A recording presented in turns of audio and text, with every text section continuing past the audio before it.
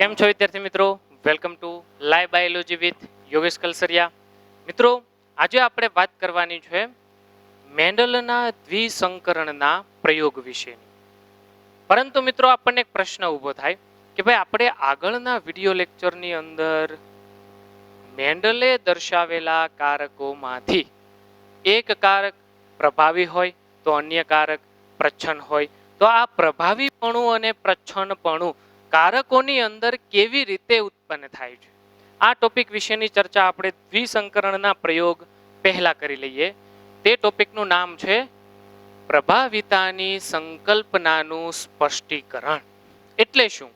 તો કે મિત્રો, આપણને ખબર છે કે ભાઈ, કોઈ પણ જનીન હોય કે કારક હોય, તેમની અંદર લક્ષણોને અભિવ્યક્ત કરવાની માહિતી હોય. એટલે કે મિત્રો, જ્યારે પણ સંતતિની અંદર કોઈ પણ પ્રકારના લક્ષણો આપણને જોવા મળશે, તે લક્ષણો કેવી રીતે અભિવ્યક્ત થયા, કયા પ્રકારના અભિવ્યક્ત થયા, તેના વિશેની માહિતી કોની પાસે હોય? તો કે મિત્રો, જનીન અથવા તો કારક પાસે. હવેના મુદ્દાની અંદર આપણને કીધું છે કે ભાઈ, દ્વિકીય સજીવો લક્ષણોની અભિવ્યક્તિ માટે કારકોની સમયુગ્મી અથવા તો વિષમયુગ્મી એક જોડ ધરાવે છે. આ મુદ્દો આપણને એવું કહેવા માંગે છે કે ભાઈ, વિશ્વની અંદર જોવા મળતા મોટા ભાગના ઉચ્ચ કક્ષાના સજીવોની અંદર હંમેશા કારક હોય, જનીન હોય કે પછી રંગસૂત્ર હોય, તેઓ હંમેશા એકમેક સાથે સંકળાય અને જોડમાં રહેલા હોય. આ જોડમાં રહેલા કારકો કાં તો સમયુગ્મી એટલે કે કેપિટલ ટી અથવા તો સ્મોલ ટી આવા સમયુગ્મી પણ હોઈ શકે, અને કેપિટલ ટી સ્મોલ ટી પ્રકારના વિષમયુગ્મી પણ હોઈ શકે છે. હવેના ત્રીજા મુદ્દાની અંદર આપણને કીધું છે કે ભાઈ, બે પૈકી એક કારકમાં ભિન્નતાના કારણે ફેરફાર થવાથી ચોક્કસ પ્રકારની માહિતીઓમાં રૂપાંતરણ થઈ શકે. આ મુદ્દો મિત્રો આપણને એવું કહેવા માંગે, સમયુગ્મી પરિસ્થિતિમાં તો આવી કોઈ સંભાવનાઓ રહેતી નથી, પરંતુ જો જોડમાં રહેલા કારકો વિષમયુગ્મી અવસ્થામાં હોય, તો વિષમયુગ્મી અવસ્થામાં રહેલા કારકો પૈકી બેમાંથી કોઈ પણ એક કારકની અંદર કોઈ પણ પ્રકારની વિકૃતિ કે પછી ભિન્નતા સર્જાય, તો સીધી બાબત છે કે ભાઈ, તે કારક જે માહિતી દર્શાવવાનું હતું અથવા તો જે લક્ષણોને અભિવ્યક્ત કરવાનું હતું, તે અભિવ્યક્ત કરવાના લક્ષણોની માહિતીમાં 100% ફેરફાર અથવા તો તે માહિતીઓનું રૂપાંતરણ થઈ જાય છે. એટલે કે મિત્રો, આ બાબતને આપણે ઉદાહરણ દ્વારા સમજીએ તો, જસ્ટ એક્ઝામ્પલ, કોઈ પણ એક જનીન છે, તે જનીન ધારો કે કોઈ પણ પ્રકારના એક પ્રોટીનનું નિર્માણ કરવાની માહિતી ધરાવે છે, બરાબર. હવે મિત્રો, તે જનીનની સંરચનામાં જ કોઈ પણ પ્રકારનો ફેરફાર કે ભિન્નતા સર્જાઈ ગઈ, તો તે પ્રોટીન ઉત્પન્ન કરી શકશે નહીં, અથવા તો જો તે પ્રોટીન ઉત્પન્ન કરશે, તો તે પ્રોટીન પહેલા જે કરવાનું હતું તેના કરતાં ભિન્ન પ્રકારનું પ્રોટીન ઉત્પન્ન કરશે. આ બાબતને આપણને ટેક્સ્ટમાં જે ઉદાહરણ આપેલું છે, તે ઉદાહરણ મારફતે આપણે સમજવાનો પ્રયત્ન કરીએ. તો કે મિત્રો, એક એવા જનીનને લેવામાં આવે કે જેના પાસે ઉત્સેચક બનાવવાની માહિતી હોય. ધ્યાનથી સમજજો. આપણે ઉદાહરણ તરીકે અહીંયા કેવા પ્રકારના જનીનને લીધું કે ભાઈ, તે જનીન પાસે ઉત્સેચકોનું નિર્માણ કરવાની ચોક્કસ માહિતી છે. હવે આપણને કીધું છે કે ભાઈ, બંને કારકો વૈકલ્પિક રીતે જોડમાં છે. તે બાબત તો સાચી જ છે, કેમ કે દ્વિકીય અથવા તો મોટા ભાગના ઉચ્ચ કક્ષાના સજીવોની અંદર કારક અથવા તો જનીન હંમેશા જોડમાં રહેલા છે.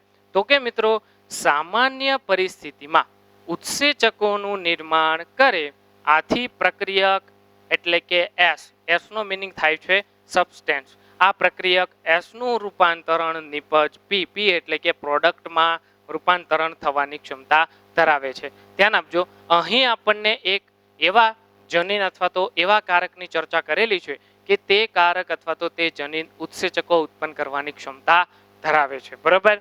હવે મિત્રો, સામાન્ય પરિસ્થિતિની અંદર કારકો બહુ વ્યવસ્થિત રીતે કાર્ય કરી અને જનીનો પોતાના લક્ષણોને અભિવ્યક્ત કરી ચોક્કસ પ્રકારના ઉત્સેચકોનું નિર્માણ કર્યું. આ ઉત્સેચકે પ્રક્રિયક અથવા તો પ્રક્રિયાર્થી એસ નું નિપજ અથવા તો પ્રોડક્ટ પી ની અંદર રૂપાંતરણ કર્યું અને પ્રક્રિયા ખૂબ સરસ રીતે થઈ ગઈ.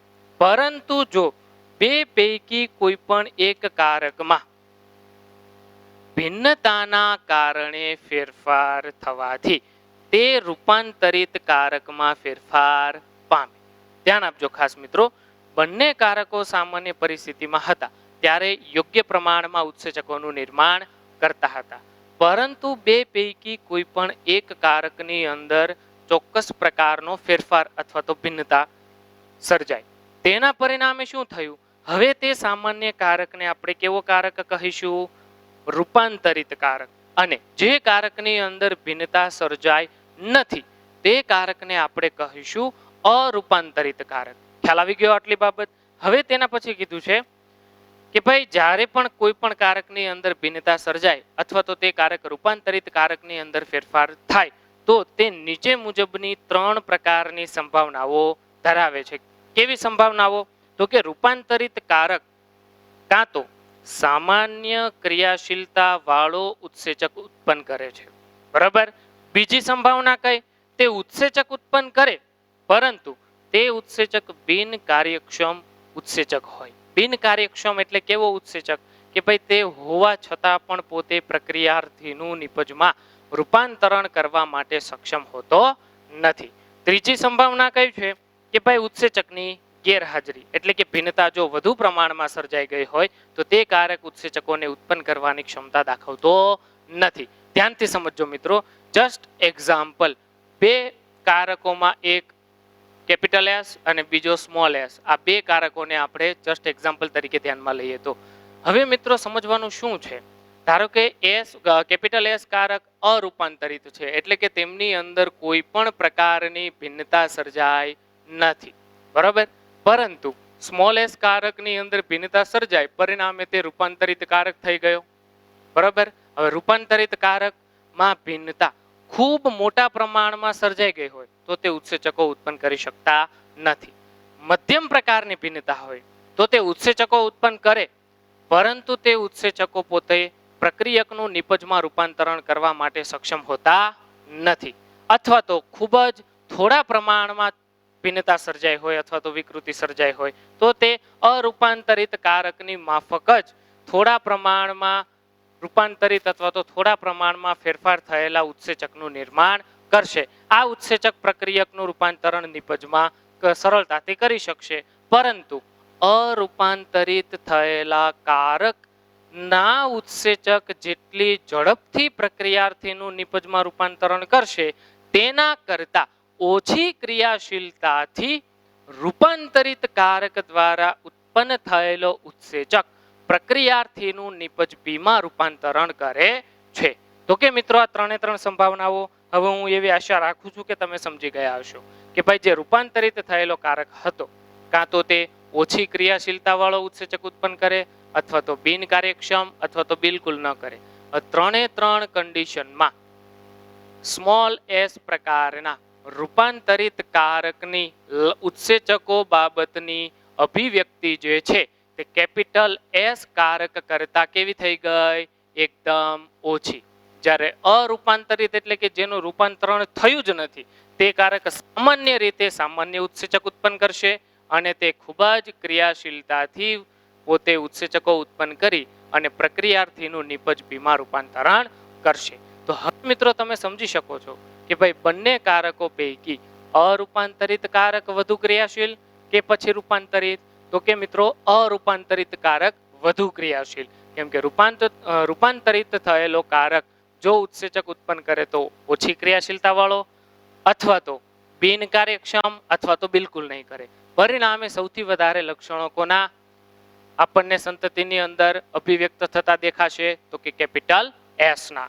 તેના પરિણામે આપણને લાસ્ટ મુદ્દાની અંદર દર્શાવેલું છે કે આમ વાસ્તવિક કારક પ્રભાવી જ્યારે રૂપાંતરિત કારક પ્રચ્છન્ન તરીકે વર્તે છે. તો કે મિત્રો આપણે જે ઉપરનું ઉદાહરણ જોયું તેમાં અરૂપાંતરિત થયેલો કારક સામાન્ય છે, તે પહેલા હતો તેવી જ પરિસ્થિતિમાં છે. તો આવા કારકને આપણે વાસ્તવિક કારક, પરિણામે કેપિટલ એસ પોતે પ્રભાવી થયો, જ્યારે સ્મોલ એસ જે રૂપાંતરિત થયેલો છે તેની ક્રિયાશીલતા કેપિટલ એસ કરતા ઘટી જાય છે. પરિણામે મિત્રો આપણે સ્મોલ એસ ને પ્રચ્છન્ન કારક તરીકે દર્શાવીએ છીએ. તો કે મિત્રો આ મુદ્દાને સમજ્યા પછી હવે કયો કારક પ્રભાવી બને અને કયો કારક પ્રચ્છન્ન બને તેના વિશેની ગેરસમજણ બધી જ તમારી દૂર થઈ ગઈ છે. હવે મિત્રો આપણે વાત કરીએ મેન્ડલનો અતિ મહત્વપૂર્ણ પ્રયોગ એટલે દ્વિસંકરણનો પ્રયોગ. જેમાં વાત કરીએ તો મિત્રો બે લક્ષણોથી જુદા પડતા છોડ વચ્ચે સંકરણ કરાવવાના પ્રયોગને દ્વિસંકરણનો પ્રયોગ કહેવામાં આવે છે. ખાસ ધ્યાનમાં રાખજો મિત્રો, મેન્ડલના એક સંકરણના પ્રયોગમાં આપણે એક સંકરણ એવું નામ શા માટે આપેલું?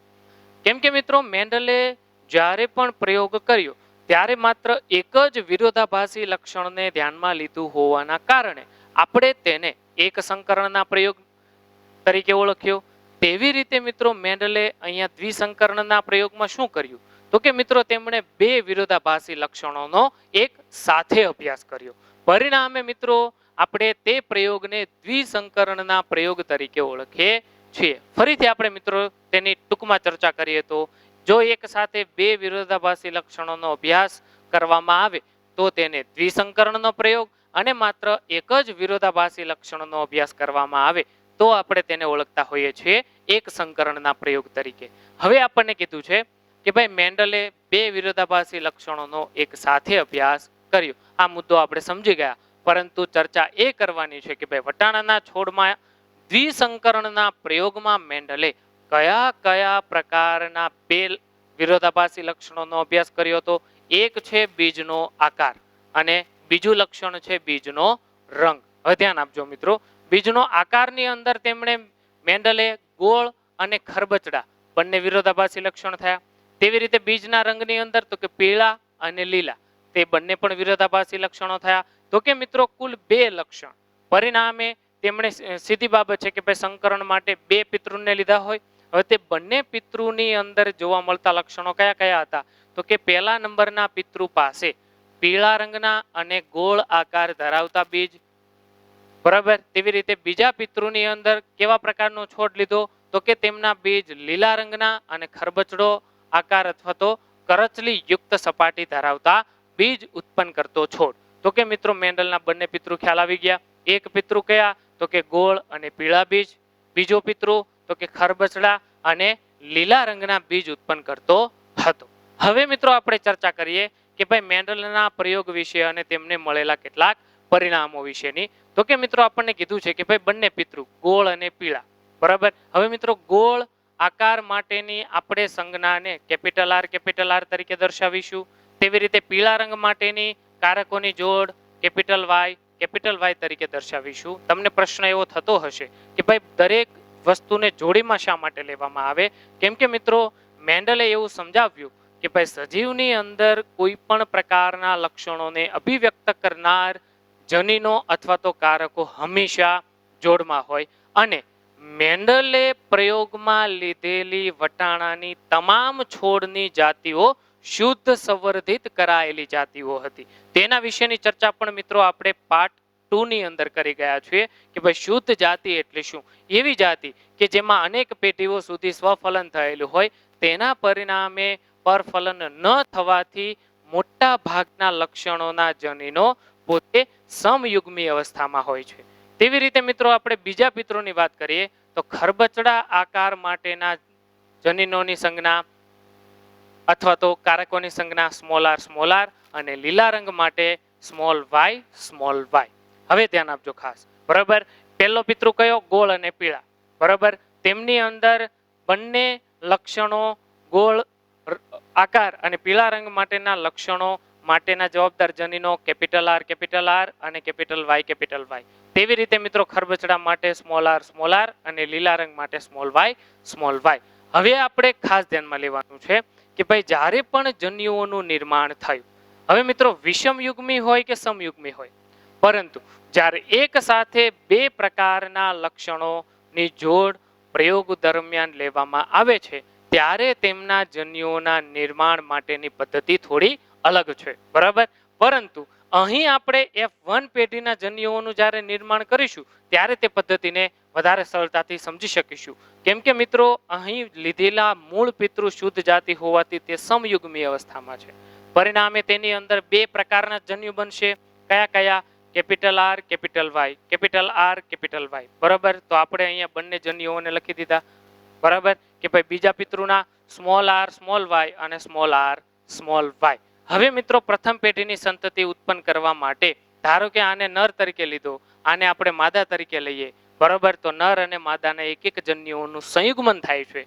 તેના પરિણામે જે સંતતિ ઉત્પન્ન થઈ તેમની અંદર જનીન બંધારણ કયું કયું? તો કે કેપિટલ આર સ્મોલ આર, તેવી રીતે કેપિટલ વાય અને સ્મોલ વાય, બરાબર. તેવી રીતે બીજો સંતતિ એટલે કે પ્રથમ પેઢીની બધી જ સંતતિઓ આપણને વિષમયુગ્મી પ્રકારની મળશે. કેમ કે મિત્રો નરના જન્યુઓ અને માદાના જન્યુઓ બંને મોટા ભાગે સરખા જેવા છે. હા, બંને એકબીજાથી અલગ છે, પરંતુ જન્યુઓના પ્રકાર તો બધા કેવા છે? સરખા જ છે. હવે મિત્રો ધ્યાન આપજો ખાસ, આ આપણે ચાર્ટ સ્વરૂપે વિષમયુગ્મી પ્રકારની સંતતિ મેન્ડલને પ્રથમ પેઢીની અંદર પ્રાપ્ત થઈ તે બાબતને સમજ્યા.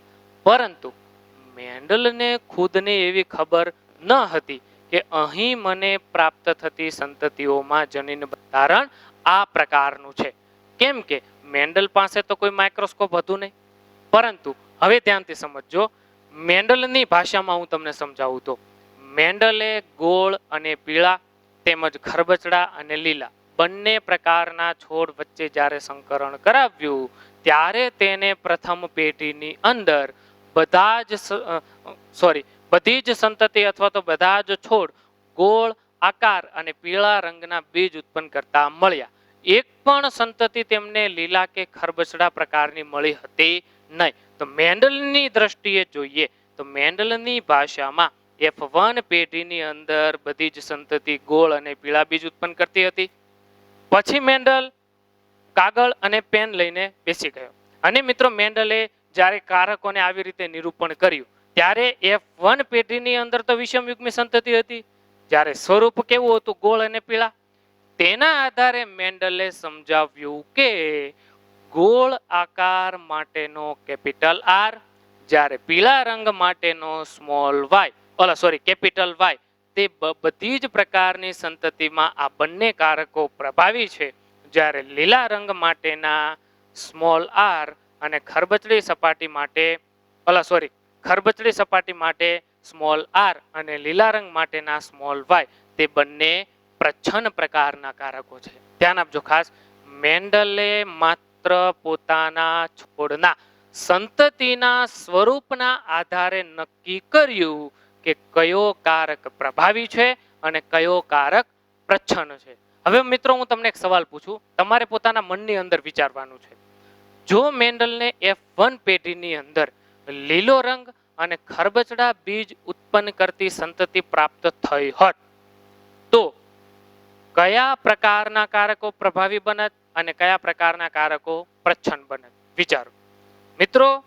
જો મેન્ડલને F1 પેઢીની સંતતિ લીલા રંગની પ્રાપ્ત થઈ હોત તો એક બાબત તો પાકી હતી કે ભાઈ જનીનો તો વિષમયુગ્મી છે, પરંતુ સંતતિનો દેખાવ લીલા રંગના બીજ ઉત્પન્ન કર્યા. પરિણામે મિત્રો લીલા રંગ માટેનું સ્મોલ વાય તે પ્રભાવી બનત અને કેપિટલ વાય પ્રચ્છન્ન બનત. પરંતુ મેન્ડલને ગોળ અને પીળા બીજ ઉત્પન્ન કર્યા હોવાના કારણે કેપિટલ આર અને કેપિટલ વાય તે બંને પ્રભાવી બન્યા. હવે મિત્રો ધ્યાન આપજો ખાસ, અહીંયા સુધીની જે સમજૂતી છે તેમાં તમને કોઈ પણ પ્રકારની ડિફિકલ્ટી હોય તો પ્લીઝ મને કોમેન્ટ સેક્શનની અંદર પૂછી લેજો. કેમ કે હવેની જે કંઈ પણ સમજૂતી છે તે બધી જ સમજૂતી આપણે જન્યુઓના નિર્માણ સાથે સંબંધિત છે અને પ્યુનેટ બોક્સની મેથડ બધા માટે સમાન છે, બરાબર. તો પરિણામે પ્યુનેટ બોક્સની મેથડને આપણે પાર્ટ 2 તરીકે રાખીશું અને દ્વિસંકરણના પ્રયોગની જે પ્રાથમિક પ્રસ્તાવના છે તેને આપણે પાર્ટ 1 તરીકે રાખીશું, બરાબર. તો અહીંયા સુધીમાં કોઈ પણ પ્રકારનો પ્રશ્ન હોય તો પ્લીઝ મને કોમેન્ટ સેક્શનની અંદર પૂછી લેવો. હવે મિત્રો મેન્ડલના પ્રયોગને આપણે આગળ વધારીએ તો કે મિત્રો મેન્ડલે જ્યારે પ્રથમ પેઢી એટલે કે F1 પેઢીની સંતતિઓ વચ્ચે જ્યારે સ્વફલન કરાવ્યું ત્યારે મિત્રો વાસ્તવિકતામાં F1 પેઢીની સંતતિઓએ જન્યુઓનું નિર્માણ કર્યું હશે. હવે પ્રશ્ન એ થાય કે જન્યુઓનું નિર્માણ કરવું કેવી રીતે? એટલે કે જન્યુઓ વનસ્પતિ તો આપમેળે જન્યુઓનું નિર્માણ કરી દેશે, પરંતુ આપણે કારકોની વહેંચણી જન્યુઓમાં કેવી રીતે કરવી? ધ્યાન આપજો, તેની એક મેથડ છે કે ભાઈ સૌ પ્રથમ કેપિટલ આર કેપિટલ વાય. બરાબર. હવે ધ્યાન આપજો કે ભાઈ અહીં આપણે 4 પ્રકારના જન્યુઓને ઉત્પન્ન કરવાના છે. કેટલા પ્રકારના? 4 પ્રકારના. શા માટે 4 પ્રકારના? તેને પણ આપણે ગાણિતિક સમીકરણો દ્વારા એન્ડમાં સમજવાના છે. પણ હાલ પૂરતી અહીંયા ધ્યાન આપજો કે ભાઈ કોઈ પણ સંતતિ હોય, જસ્ટ એક્ઝામ્પલ, હું પોતે જ એક વટાણાનો છોડ છું, મારી પાસે ગોળ આકાર માટેના જનીનોની 2 જોડ છે, તેવી રીતે પીળા રંગ માટેના જનીનોની 2 જોડ છે. હવે મિત્રો મારો જે જન્યુ બન્યો તે જન્યુની અંદર એવું ક્યારેય નહીં બને કે 4 કારકોમાંથી બંને કારકો એક જ લક્ષણના આવી જાય. કેમ કે અર્ધીકરણની પ્રક્રિયા દ્વારા જ્યારે બંને જોડમાં રહેલા કારકો છૂટા પડશે ત્યારે બંને લક્ષણ માટેની બંને જોડ પૈકીના એક કારક એક જન્યુઓની અંદર આવશે. એટલે કે એક જન્યુની અંદર ગોળ આકાર માટેનું એક કારક અને એક કારક બીજના રંગ માટેનું આવશે. પરંતુ કયા કારક જોડે કયું કારક આવી શકે તેનો ક્યારેય પણ કોઈ પણ પ્રકારની સંભાવના કે નિશ્ચિતતા હોતી નથી. પરિણામે મેન્ડલની ભાષા પ્રમાણે આપણે સંભવિત હોય એટલા બધા જ જન્યુઓનું નિર્માણ કરી દેવું. કેવી રીતે કરવું? કે ભાઈ જ્યારે આપણે દ્વિસંકરણના પ્રયોગ અથવા તો 2 લક્ષણોની ચર્ચા કરતા હોઈએ ત્યારે મિત્રો હું તમને એક પોઈન્ટ શીખવાડું છું કે ભાઈ જન્યુઓનું નિર્માણ. અહીંયા જસ્ટ એક્ઝામ્પલ, પહેલી વખત આપણે લેવાનું ઊભો લીટો. બરાબર. ઊભા લીટાની અંદર કેપિટલ આર કેપિટલ વાય, આ થઈ ગયો એક જન્યુ. બરાબર. બીજો લીટો ત્રાસો. બરાબર. એટલે કે સ્મોલ આર ની સાથે કેપિટલ વાય પણ આવી શકે, તેની પણ સંભાવના છે. ત્રીજો લીટો પણ ત્રાસો. એટલે શું કે ભાઈ કેપિટલ આર ની સાથે સ્મોલ વાય પણ આવી શકે. તેવી રીતે ચોથો લીટો ફરી પાછો ઊભો, પરંતુ તે જમણી બાજુનો. બરાબર. એટલે કે સ્મોલ આર ની સાથે સ્મોલ વાય પણ આવી શકે. હવે ધ્યાનથી સમજજો. હવે મિત્રો આ 4 જન્યુઓનું તમે અવલોકન કરો. આ 4 સિવાય એક પણ જન્યુ આ સંતતિમાંથી ઉત્પન્ન થઈ શકે? તો કે નહીં થઈ શકે. કેમ કે મિત્રો જ્યારે અર્ધીકરણની પ્રક્રિયા થાય છે ત્યારે જોડમાં રહેલા કારકો છૂટા પડે. બરાબર. પરંતુ છૂટા માત્ર આર ની સાથે વાય અને સ્મોલ આર ની સાથે સ્મોલ વાય હોય એવું જરૂરી નથી. કેમ કે તેના આધારે મેન્ડલે મુક્ત વિશ્લેષણનો નિયમ પણ આપેલો છે કે ભાઈ એક લક્ષણો માટેના જનીનોની જોડ અન્ય લક્ષણોના જનીનોની જોડ કરતા સ્વતંત્ર રીતે વિશ્લેષણ પામી શકે છે. એટલા માટે મિત્રો આપણે હંમેશા પહેલો લીટો ડાબી બાજુ, ક્રોસ, ક્રોસ અને જમણી બાજુ, આ જ રીતે આપણે હંમેશા જન્યુઓનું નિર્માણ કરીશું, જેથી કરીને આપણને ક્યારેય કોઈ પણ પ્રકારની સંજ્ઞા આપી દેવામાં આવે તો પણ આપણી એક પણ પ્રકારની ભૂલ થશે નહીં. આ બાબતને મિત્રો તમારે ખાસ ધ્યાનમાં લેવાનું છે. તેવી રીતે જસ્ટ એક્ઝામ્પલ, આ આપણે વાત કરી નરના જન્યુઓની. તેવી રીતે મિત્રો માદાના જન્યુઓ પણ આવી રીતે નિર્માણ પામશે. તેના પણ આવી જ રીતે, કેમ કે માદાનું જનિત બંધારણ અને નરનું જનિત બંધારણ સરખું છે. પરિણામે જન્યુઓ પણ 4 કેવા બનશે? સરખા બનશે. હવે F2 પેઢીની આપણે મિત્રો ચર્ચા કરીએ તો આપણને અહીંયા જન્યુઓના નિર્માણ ઓલરેડી આપણે કરી નાખ્યા છે. તે મુજબ જ capital R capital Y, small R capital Y, capital R small Y અને સ્મોલ આર સ્મોલ વાય. બરાબર. આ થયા ધારો કે જસ્ટ એક્ઝામ્પલ નરના જન્યુઓ. તેવી રીતે મિત્રો F1 પેઢીની જે માદા જાતિ છે તે માદા જાતિ પણ સેમ તે જ પ્રકારના જન્યુઓનું નિર્માણ કરશે. હવે મિત્રો ટેક્સ્ટબુકની અંદર અને વિવિધ પ્રકાશનોમાં આપણને અહીંયા જે આપણે પ્યુનેટ બોક્સ બનાવેલું છે તે પ્યુનેટ બોક્સનો આકાર વાસ્તવિકતામાં થોડો ક્રોસ આપેલો છે, એટલે કે પતંગ જેવો આકાર આપેલો છે અને તેમાં તે લોકોએ જન્યુઓ અહીંયા લખેલા છે. બરોબર. પરંતુ તમને સમજવામાં સરળતા રહે એટલા માટે મેં આ બોક્સને થોડું સીધું કરી નાખ્યું છે. બાકી આ જ બોક્સને તમે આવી રીતે ક્રોસ કરી દો તો તમને ટેક્સ્ટબુકની અંદર અને વિવિધ પ્રકાશનોમાં આપેલા બોક્સ જેવી જ રચના તમને જોવા મળશે. હવે મિત્રો આપણે સંતતિઓના નિર્માણની ચર્ચા કરી લઈએ તો કે અહીંયા પ્રથમ ખાનાની અંદર capital R capital R, capital Y. બરોબર. હવે મિત્રો આપણે F1 પેઢીની સંતતિની અંદર ચર્ચા કરી ગયા કે ભાઈ ગોળ આકાર માટેનો કેપિટલ આર અને પીળા રંગ માટેનો કેપિટલ વાય બંને પ્રભાવી કારકો છે. અહીં ચારે ચાર પ્રભાવી કારકો હાજર હોવાના કારણે તેનું લક્ષણ કેવું થશે તો કે ગોળ અને પીળો રંગ. તેવી રીતે મિત્રો આ બોક્સની અંદર વાત કરીએ બરાબર, તો તેમાં આ બંને જન્યુઓનું સંયુગ્મન થાય તો કેપિટલ આર સ્મોલ આર અને કેપિટલ વાય બરોબર. હવે મિત્રો અહીંયા રંગ માટેના બંને કારકો પ્રભાવી છે, પરંતુ આકાર માટે એક કારક પ્રભાવી હાજર હોવાના કારણે તે સંતતિના છોડ ગોળ બીજ જ ઉત્પન્ન કરશે. તેવી રીતે અહીંયા પીળો રંગ. હવે મિત્રો બધી જ સંતતિઓને બોક્સમાં આપણે આવી જ રીતે લખવાની છે બરોબર. પહેલા તો જનિત બંધારણ કેવી રીતે લખવું તે તો તમને આસાનીથી ખ્યાલ આવી જશે. હવે આપણે તેમની અંદર તેમના લક્ષણોનું નિરૂપણ કરતા જઈએ. તો કે અહીંયા મિત્રો પ્રભાવી બંને હાજર હોવાના કારણે ગોળાકાર, એક પ્રભાવી હાજર હોવાના કારણે પીળો રંગ. તેવી રીતે અહીંયા બંને એક એક પ્રભાવી હાજર હોવાના કારણે પણ ગોળ અને પીળા રંગની સંતતિ ઉત્પન્ન થશે. તેવી રીતે મિત્રો અહીંયા આકાર માટેનો કેપિટલ આર, જ્યારે રંગ માટે બંને પ્રભાવી હાજર હોવાના કારણે ગોળ અને પીળા રંગની સંતતિ. તેવી રીતે અહીંયા ધ્યાન આપજો ખાસ. હવે સ્મોલ આર હવે આપણે જોઈ શકીએ છીએ કે ભાઈ જ્યારે સ્મોલ આર કેપિટલ વાય બંને જન્યુઓનું સંયુગ્મન થાય અને જે ફલિતાંડ બન્યું તે ફલિતાંડની અંદર જનીન બંધારણ સ્મોલ આર અને કેપિટલ વાય પ્રકારનું જોવા મળતું હોય છે. હવે મિત્રો તેમની અંદર આપણને કીધું છે કે ભાઈ સ્મોલ આરમાં બંને પ્રચ્છન્ન જનીનો અથવા તો પ્રચ્છન્નકારકો હાજર હોવાના કારણે તે સંતતિના બીજનો આકાર કેવો બનશે તો કે મિત્રો ખરબચડો બનશે બરાબર. હવે મિત્રો આપણને એક બાબતને ખાસ ધ્યાનમાં લેવાની કે ભાઈ પ્રભાવીના લક્ષણની અભિવ્યક્તિ થવા માટે ઓછામાં ઓછો એક પ્રભાવી જો હાજર હોય તો પણ તે સંતતિનું લક્ષણ પ્રભાવી લક્ષણ જ હશે. જેમ કે આપણે અહીંયા ચર્ચા કરી તો કે અહીંયા બંને કારકો પ્રભાવી છે એટલે ગોળાકાર, જ્યારે અહીંયા એક જ કારક પ્રભાવી છે તો પણ ગોળાકાર, પરંતુ જો બંને પ્રચ્છન્ન હોય તો આકાર કેવો બનશે ખરબચડો. પરંતુ અહીંયા રંગ માટેનું જે જનીન છે કેપિટલ વાય તે પીળા રંગ માટેના પ્રભાવી છે એટલે ખરબચડા અને પીળા રંગ પ્રકારના બીજ ઉત્પન્ન કરતી સંતતિ ઉત્પન્ન થશે. તેવી રીતે અહીંયા આપણને કીધું છે કે ભાઈ આ સંતતિના જનીન બંધારણમાં એક કેપિટલ આર અને એક કેપિટલ વાય બંને એક એક પ્રભાવી હોવાના કારણે તે સંતતિનો બીજ પણ ગોળ અને પીળા રંગના. તેવી રીતે અહીંયા બંને પ્રચ્છન્ન છે એટલે ખરબચડા અને એક કેપિટલ વાય હાજર હોવાના કારણે રંગ કેવો બન્યો તો કે પીળા બરાબર.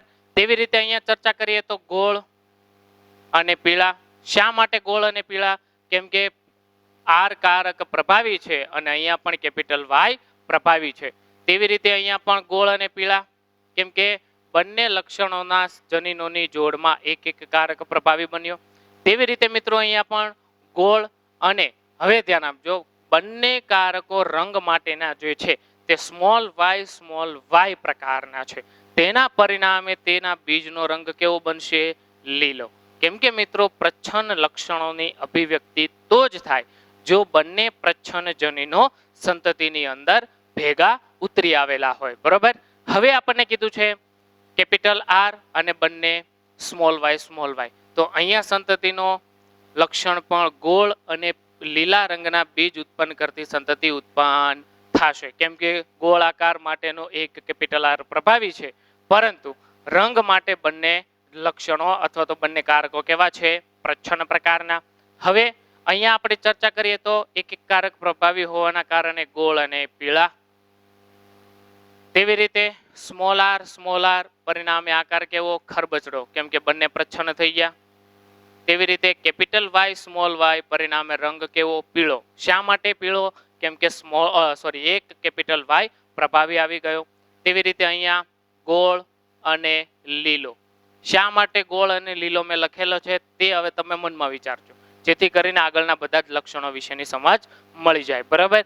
તેવી રીતે અહીંયા ચારે ચાર પ્રચ્છન્ન હોવાના કારણે આકાર ખરબચડા અને લીલા રંગના બીજ ઉત્પન્ન કરાવતી સંતતિ ઉત્પન્ન થશે. તો કે મિત્રો આપણને F2 પેઢીની અંદર કુલ 16 પ્રકારની સંતતિ પ્રાપ્ત થઈ. હવે આ 16 પ્રકારની સંતતિઓમાંથી આપણે ધારો કે સ્વરૂપ પ્રમાણ અથવા તો તેમનો ફિનોટાઇપ રેશિયો કાઢીએ તો ફિનોટાઇપ રેશિયાની અંદર આપણે સૌપ્રથમ લક્ષણોને લખી દઈએ. જસ્ટ એક્ઝામ્પલ, ગોળ અને પીળા પ્રકારના બીજ ઉત્પન્ન કરતી સંતતિ. તેવી રીતે બીજા કયા પ્રકારના છે તો કે ખરબચડા અને પીળા, ખરબચડા અને પીળા બીજ. તેવી રીતે ત્રીજું તો કે મિત્રો ગોળ અને લીલા, ગોળ આકાર અને લીલા રંગના બીજ. તેવી રીતે મિત્રો આપણને કીધું છે ખરબચડા અને લીલા. હવે મિત્રો અહીંયા ફિનોટાઇપ રેશિયાની અંદર આપણે સૌપ્રથમ જેટલા લક્ષણો આપણને મળી આવે છે તે બધા જ સંભવિત લક્ષણોને લખી દેવાના. હવે આપણે અહીંયા કુલ 4 પ્રકારના સંતતિના લક્ષણોને લખેલા છે, બરોબર. તો તમે યુનિટ સ્ક્વેરની અંદર તમે અવલોકન કરી શકો છો કે આ 4 સિવાય અન્ય એક પણ લક્ષણ હવે બાકી રહી જતું નથી. હવે આપણે તેની ગણતરી કરવાની કે ભાઈ 16 પૈકી ગોળ આકાર અને પીળા રંગ ધરાવતી સંતતિ કેટલી છે તો કે 1 2 3 4 5 6 7 8 9, બરાબર. તો કે 9 સંતતિ કેવો રંગ ધરાવે તો કે પીળો રંગ અને આકાર ગોળ. તો કે ગોળ આકાર અને પીળા રંગ ધરાવતા બીજ ઉત્પન્ન કરતી સંતતિ થઈ ગઈ. તો ગોળ અને પીળા 9. જેમ ખરબચડા અને પીળા કેટલા તો કે 1 2 અને 3. તો કે 3 સંતતિ ખરબચડો આકાર અને પીળા રંગ ધરાવતા બીજ ઉત્પન્ન કરશે. તેવી રીતે મિત્રો ગોળ અને લીલા તો કે તેની પણ આપણે ગણતરી કરી લઈએ. ગોળ અને લીલા 1 2 અને 3, બરાબર. તો કે 3 સંતતિ ગોળાકાર અને લીલા રંગ ધરાવતા બીજ ઉત્પન્ન કરશે.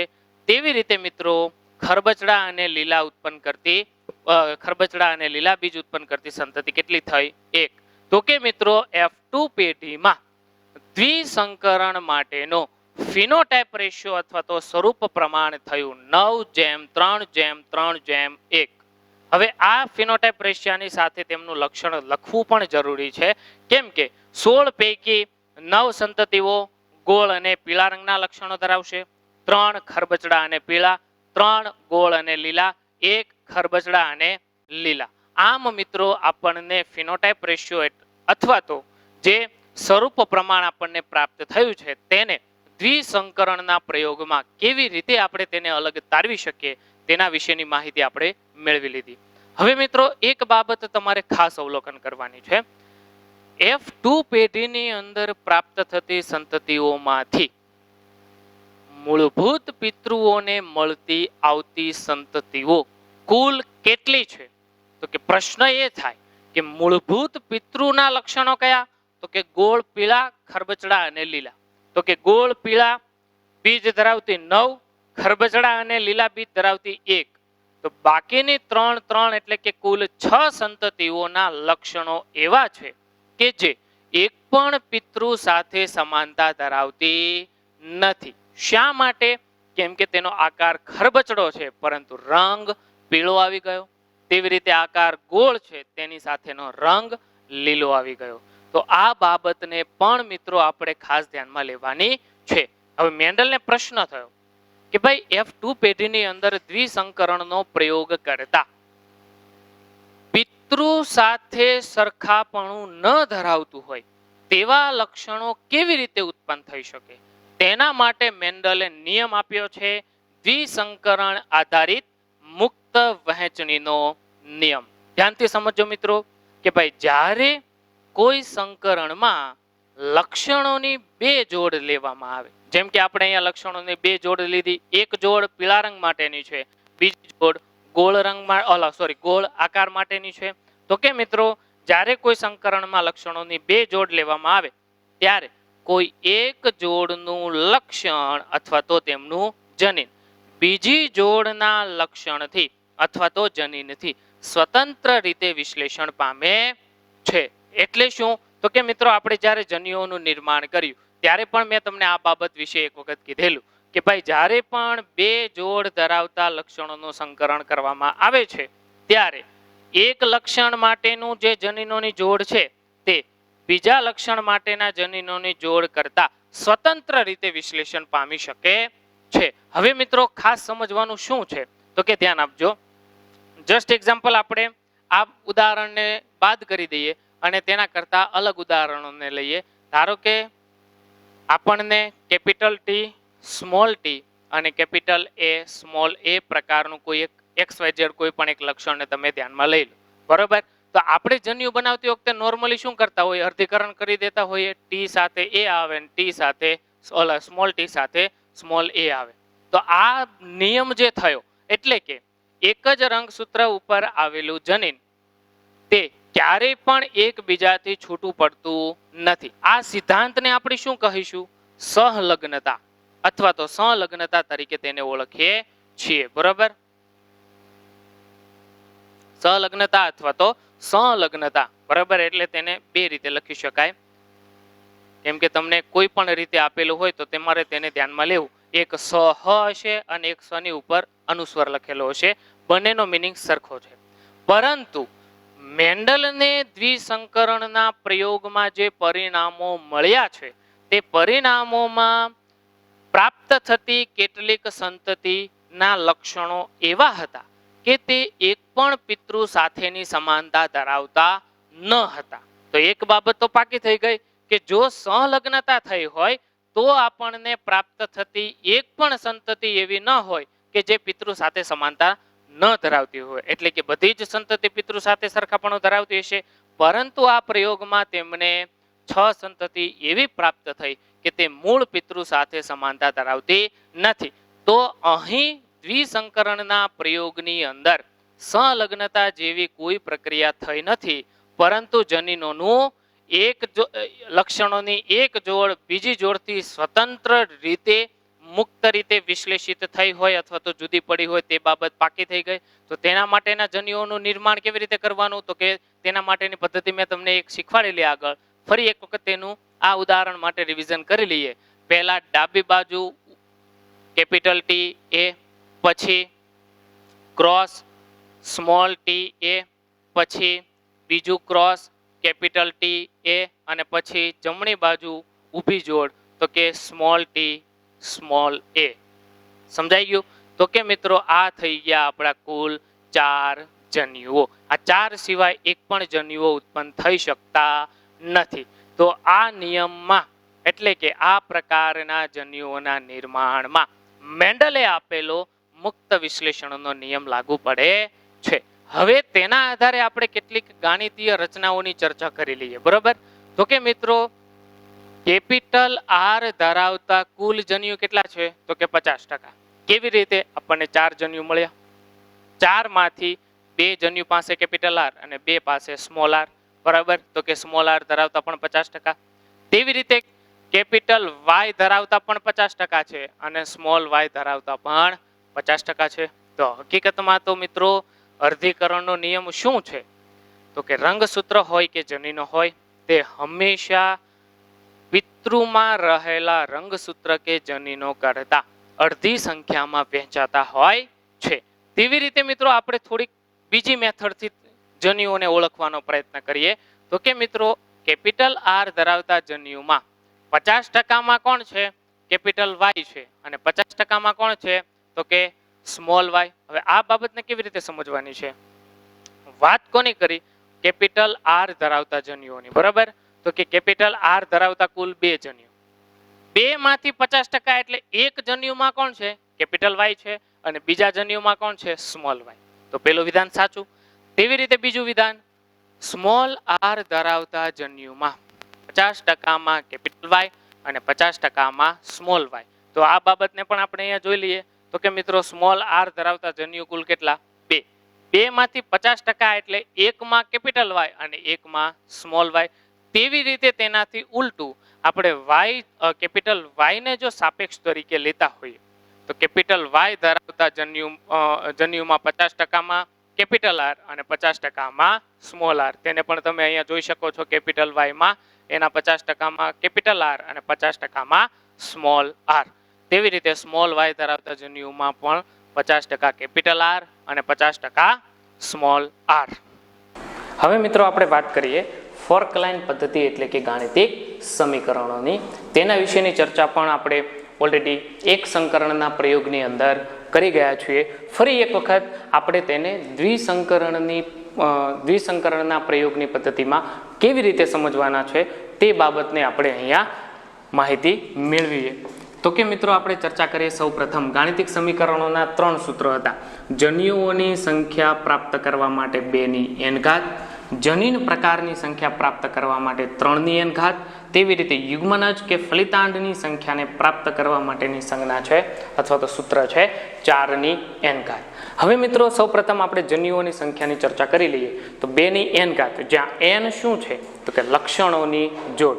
તો કે મિત્રો આપણે દ્વિસંકરણના પ્રયોગની અંદર લક્ષણોની 2 જોડ લીધી, તેના પરિણામે 2 ઘાત, તેના પરિણામે કુલ 4 પ્રકારના જન્યુઓ પ્રાપ્ત થાય છે. આ બાબતને ઓલરેડી આપણે દ્વિસંકરણના પ્રયોગની અંદર જન્યુ નિર્માણમાં જોઈ ગયા. 1, 2, 3 અને 4 પ્રકારના જન્યુઓ પ્રાપ્ત થયા. હવે મિત્રો આપણને બીજું એક નામ આપેલું છે સ્વરૂપ પ્રકાર. એટલે શું? તો કે 2n ઘાત પ્રકારના સૂત્ર મારફતે આપણે જેમ જન્યુઓની સંખ્યાની માહિતી મેળવી શકીએ, તેવી રીતે પ્રાપ્ત થતી સંતતિઓ જે છે તે સંતતિઓના સ્વરૂપ પ્રકારની માહિતી પણ મેળવી શકીએ છીએ. બરાબર? તો કે સૌ પ્રથમ આપણે ચર્ચા કરી લઈએ કે ભાઈ 2n ઘાત એટલે કે કુલ 4 પ્રકારના જેમ જન્યુઓ પ્રાપ્ત થાય છે, તેમ F2 પેઢીની અંદર આપણે ચર્ચા કરી ગોળ પીળા, ખરબચડા પીળા, ગોળ લીલા અને ખરબચડા લીલા, એમ કુલ 4 પ્રકારના સ્વરૂપ ધરાવતી સંતતિ પણ આપણને પ્રાપ્ત થાય છે. હવે આપણે વાત કરીએ મિત્રો બીજા જનીન પ્રકારની સંખ્યાનું સૂત્ર એટલે કે 3n ઘાત વિશેની. મિત્રો આ સૂત્ર મારફતે આપણને માહિતી પ્રાપ્ત થઈ જાય કે કુલ કેટલા પ્રકારના જન્યુઓ આ સંકરણની અંદર આપણને મળી શકશે. તો કે મિત્રો તેનું સૂત્ર છે 3n ઘાત, જ્યાં n એટલે લક્ષણોની સંખ્યા. તો કે અહીંયા આપણે લક્ષણોની 2 જોડ લીધી, પરિણામે 3 ઘાત એટલે કે કુલ 9 પ્રકારના જનીન પ્રકારો આપણને પ્રાપ્ત થવા જોઈએ. હવે તેની ખાતરી આપણે કેવી રીતે કરવી? તો તેની ખાતરી મેળવવા માટે આપણે પ્યુનેટ બોક્સ જે આપણે દ્વિસંકરણના પ્રયોગ માટે બનાવેલું છે તેનો આપણે જીનોટાઇપ રેશિયો કાઢવો પડે. હવે મિત્રો જેમ આપણે ફિનોટાઇપ રેશિયાની અંદર સ્વરૂપ પ્રમાણે સંતતિની સંખ્યા લખેલી, તેવી રીતે જીનોટાઇપ રેશિયાની અંદર આપણે જનીન બંધારણના પ્રકારને અનુસરીને આપણે સંતતિઓની સંખ્યા લખવાની છે. તો કે મિત્રો અહીંયા બોર્ડ ઉપર થોડો લખાણ જગ્યાનો અભાવ હોવાના કારણે તમને ડિસ્પ્લેની અંદર આપણને સ્લાઇડ જોવા મળશે. તે સ્લાઇડ મારફતે આપણે ચેક કરી લઈએ કે સૌ પ્રથમ આપણે પ્યુનેટ બોક્સ મારફતે ગણતરી કરતા જઈએ અને સ્લાઇડના આંકડાઓ સાથે આપણે સરખામણી કરતા જઈએ તો automatically genotype ratio દ્વિસંકરણના Punnett box માટે કેવી રીતે બનાવવો તેના વિશેની સમજૂતી તમને પ્રાપ્ત થઈ જાય. પહેલા વાત કરીએ કે ભાઈ capital R, capital R, capital Y પ્રકારનું જનીન બંધારણ દર્શાવતી સંતતિ કુલ કેટલી છે? તો તમે પ્યુનેટ બોક્સમાં અવલોકન કરી શકો છો. એક પણ સંતતિ, એક સિવાયની અન્ય કોઈ પણ સંતતિ આપણને આ પ્રકારનું જનીન બંધારણ દર્શાવતી મળતી નથી. પરિણામે ડિસ્પ્લેની અંદર તમે જુઓ કે ભાઈ કેપિટલ આર અને કેપિટલ વાય પ્રકારની કુલ આપણને એક સંતતિ પ્રાપ્ત થઈ. તેવી રીતે બીજું જનીન બંધારણ તો કે capital R, small R, capital Y આ પ્રકારનું જનીન બંધારણ દર્શાવતી સંતતિ કેટલી? તો કે આ એક તો છે જ, અન્ય તો કે આ બીજી છે capital R, small R, capital Y, તો કુલ 2 સંતતિ થઈ. આ 2 સિવાયની અન્ય એક પણ સંતતિઓ આ પ્રકારનું જનીન બંધારણ દર્શાવતી નથી. તો આ જનીન બંધારણ દર્શાવતી સંતતિની સંખ્યા 2 છે, તેને પણ તમે ડિસ્પ્લેની સ્લાઇડ ઉપર નિહાળી શકો છો. હવે આપણે વાત કરીએ મિત્રો capital R, capital Y, small Y પ્રકારનું જનીન બંધારણ દર્શાવતી હોય તેવી કુલ કેટલી સંતતિ? તો કે આ એક તો છે, તે સિવાય મિત્રો બીજી અહીંયા છે કે જેનું જનીન બંધારણ કેપિટલ આર અને કેપિટલ વાય, સ્મોલ વાય પ્રકારનું છે. બરાબર? તો કે મિત્રો આ પ્રકારનું જનીન બંધારણ દર્શાવતી સંતતિઓ પણ કુલ કેટલી થઈ? તો કે 2. તો તેનો આંકડો પણ સ્લાઇડ ઉપર તમે જોઈ શકો છો. તેવી રીતે મિત્રો ત્રીજું જનીન બંધારણ ચોથા જનિત બંધારણની આપણે ચર્ચા કરીએ તો capital R small R, capital Y small Y, આ પ્રકારનું જનિત બંધારણ દર્શાવતી કુલ કેટલી સંતતિ? તો કે 1, 2, 3 અને 4, કે જેમનું જનીન બંધારણ capital R, small R, capital Y અને સ્મોલ વાય પ્રકારનું છે. પરિણામે આ પ્રકારનું જનીન બંધારણ દર્શાવતી કુલ 4 સંતતિઓ, તો આ 4 નો આંકડો પણ તમને ડિસ્પ્લેની સ્લાઇડ ઉપર જોવા મળતો હશે. હવે મિત્રો આપણે વાત કરી લઈએ બીજી કોલમમાં આવી જઈએ અને આપણે જેની જેની ગણતરી કરતા જઈએ તેના ઉપર રાઉન્ડ કરતા જઈશું, જેથી કરીને તેની ગણતરી આપણે બીજી વાર ન કરી લઈએ. બરોબર, તો કે બીજી રોની અંદર જોતા આપણને સ્મોલ આર, કેપિટલ વાય પ્રકારનું જનીન બંધારણ દર્શાવતી સંતતિ આપેલી છે. તો આ સંતતિ જેવું જનીન બંધારણ અન્ય કોઈ પણ સંતતિઓમાં જોવા મળતું નથી. પરિણામે સ્મોલ આર અને કેપિટલ વાય પ્રકારની સંતતિની કુલ સંખ્યા થશે 1. તો તેનો આંકડો પણ તમને ડિસ્પ્લેની સ્લાઇડ ઉપર જોવા મળતો હશે. હવે મિત્રો આપણે ચર્ચા કરીએ બીજી કોલમમાં છેલ્લી સંતતિ, બીજી રોમાં, કે ભાઈ તેનું જનીન બંધારણ છે સ્મોલ આર, કેપિટલ વાય અને સ્મોલ વાય. તો આ પ્રકારનું જનીન બંધારણ દર્શાવતી સંતતિ કુલ કેટલી? તો કે આ એક તો છે અન્ય, તો કે આપણે બાકી રહેલી છે એમાંથી જ અવલોકન કરવાનું છે. તો કે બીજી સંતતિ એવી પ્રાપ્ત થઈ કે જેનું જનીન બંધારણ સ્મોલ આર અને કેપિટલ વાય સ્મોલ વાય પ્રકારનું છે. બરોબર, એટલે કે small R, capital Y small Y પ્રકારની કુલ આપણને 2 સંતતિઓ પ્રાપ્ત થાય છે. અને મિત્રો એક વાત મારે તમને એવી કહેવી છે, તમને જ્યારે વિડીયો આ જોતા હશો ત્યારે તમને એવું થતું હશે કે ઓહો, દ્વિસંકરણના પ્યુનેટ બોક્સનું જે જીનોટાઇપ રેશિયો બનાવવો અત્યંત મુશ્કેલ છે. પરંતુ મિત્રો કોઈ પણ પ્રકારની મુશ્કેલી આની અંદર સર્જાતી નથી.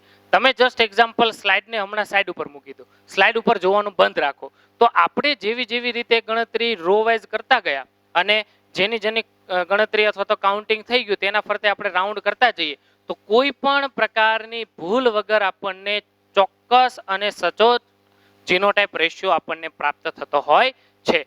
માત્ર અને માત્ર તમારે શીખવાનું શું છે?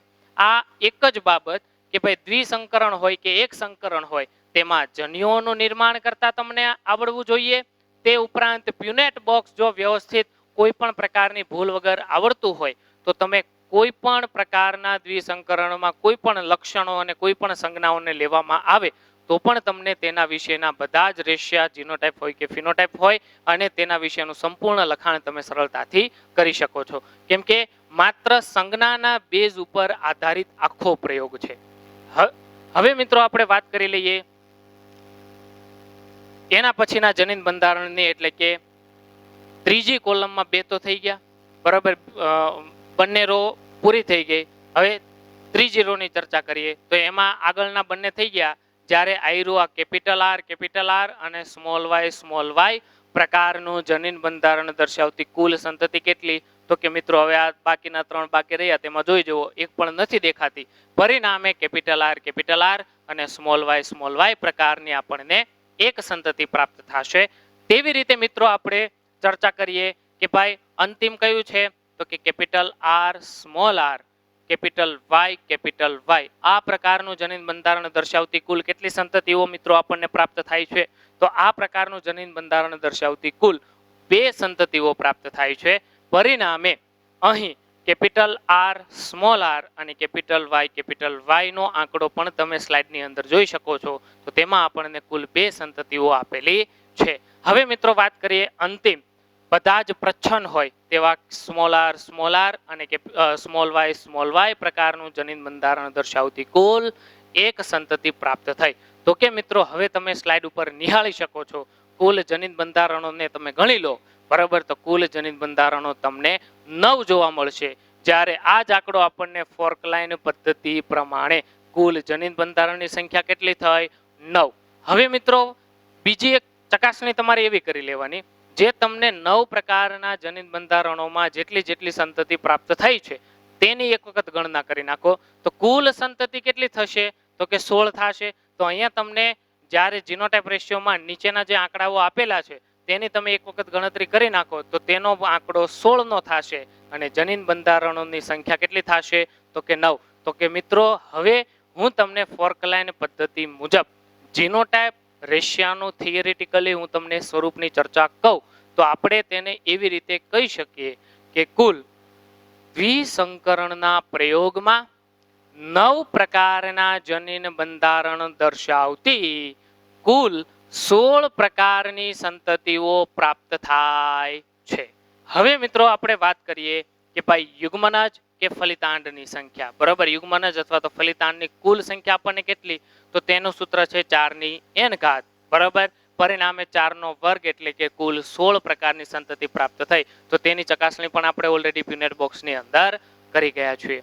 હવે મિત્રો આપણને કીધું છે આમ અહીં જનીનોનું મુક્ત રીતે વિશ્લેષણ થવાથી F2 પેઢીમાં મળતી કેટલીક સંતતિ જેમ કે ગોળ અને લીલા રંગના બીજ ઉત્પન્ન કરતી તેમજ ખરબચડા અને પીળા રંગના બીજ ઉત્પન્ન કરતી સંતતિ જે છે તે મૂળ પિતૃઓને મળતી આવતી નથી. તો કે આ મુદ્દાની ચર્ચા પણ મિત્રો આપણે કરી ગયા કે ભાઈ દ્વિસંકરણમાં જો માત્ર સંલગ્નતા જોવા મળતી હોત તો પ્રાપ્ત થતી બધી જ સંતતિઓના લક્ષણો મૂળ પિતૃઓને મળતા આવતા હોત, પરંતુ અહીં ઉત્પન્ન થતી કુલ 6 સંતતિ એવી છે કે જેના બિલકુલ લક્ષણો પિતૃઓને મળતા આવતા નથી. તો તેના આધારે મિત્રો મેન્ડલે મુક્ત વિશ્લેષણનો નિયમ આપ્યો અને તેમની અંદર સમજાવ્યું કે એક લક્ષણોની અથવા તો એક કારકની જોડ અન્ય લક્ષણોના કારકોની જોડ કરતા સ્વતંત્ર રીતે વિશ્લેષણ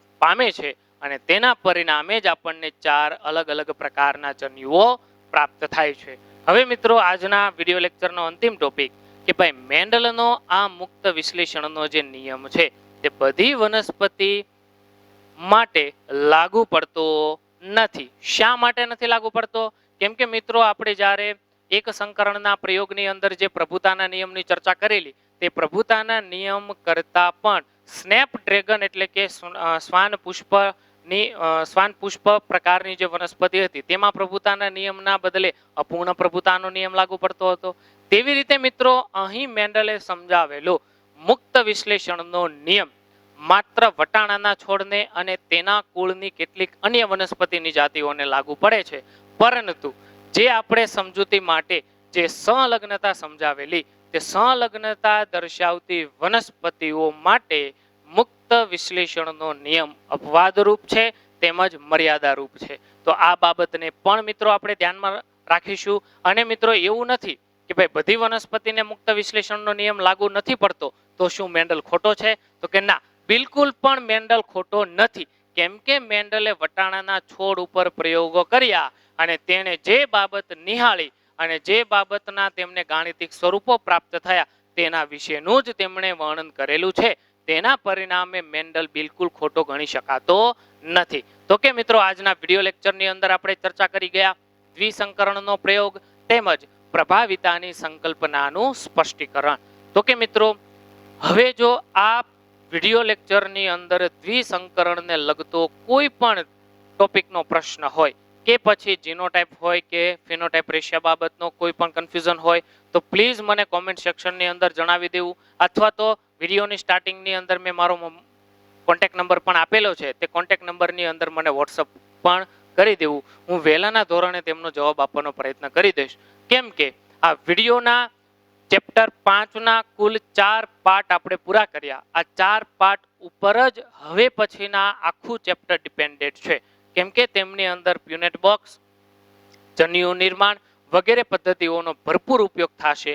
તો બધાની પદ્ધતિ સેમ જ છે, માત્ર ફરશે કોણ? તો કે સંજ્ઞાઓ ફરશે અને વનસ્પતિને અનુરૂપ ફિનોટાઇપ રેશિયોમાં ફેરફાર થશે, પરંતુ જીનોટાઇપ રેશિયો ક્યારેય બદલતો નથી. બરાબર? તો આભાર. અસ્તુ.